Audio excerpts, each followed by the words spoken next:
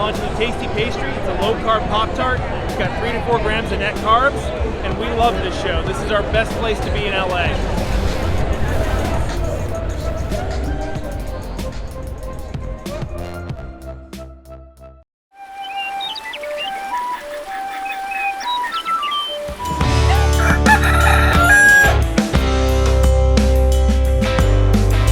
Welcome back to Legendary Foods Muscle in the Morning.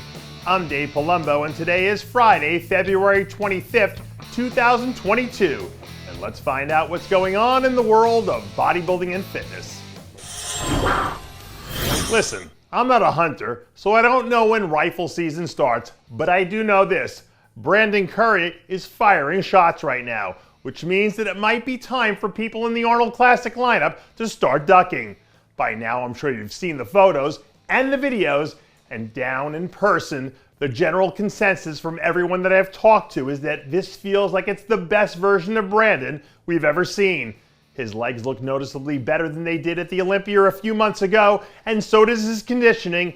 And when you're talking about improvements in 2 major areas for a former Olympia champ, it feels like one of those icing on the cake scenarios. If Brandon shows even remotely close to what we're anticipating, it's hard not to imagine a scenario where he walks out of Columbus without the title.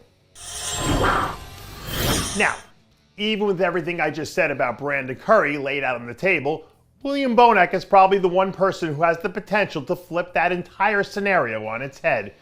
Even though he keeps his physique under wraps during the early part of his prep, which led to some speculation about him not being ready, the updates that we've seen from him lately have been off the charts, because this feels a lot more like a guy who got used to seeing second place and third place at the Olympia over the last few years.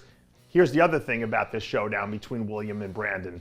If one of these two does end up winning the Arnold, it establishes them as the #1 title contender for the Olympia later in the year. And I don't think you can overstate how important something like that is. So needless to say, there's a lot on the line here. But if William can get the job done, it would change the trajectory of the entire season.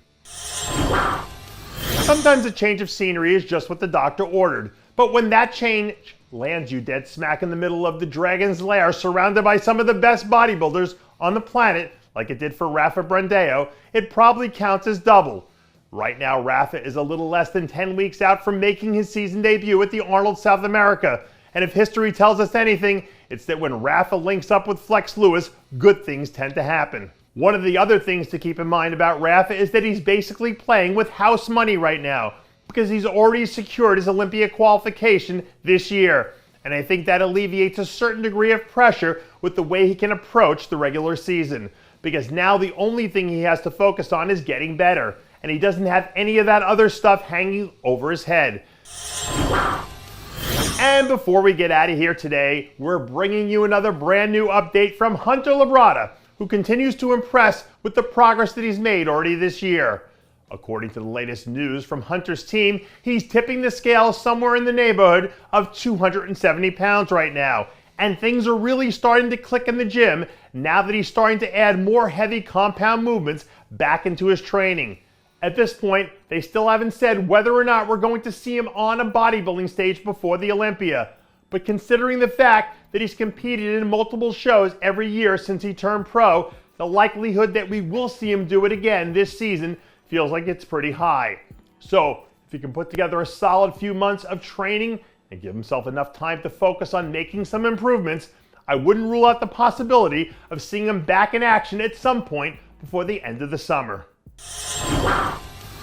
And that does it for yet another edition of Muscle in the Morning. I'm Dave Palumbo, and I ain't going anywhere. I'm reminding you to always be true to your passion. Make sure to follow us on Facebook, Twitter, and Instagram.